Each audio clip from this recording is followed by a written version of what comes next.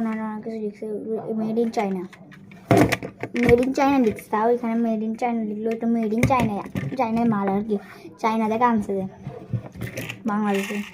ও আমার সাইনটা চুপ বুঝলাম না, অনেক কাজিনে গিয়া বিদেশ থেকে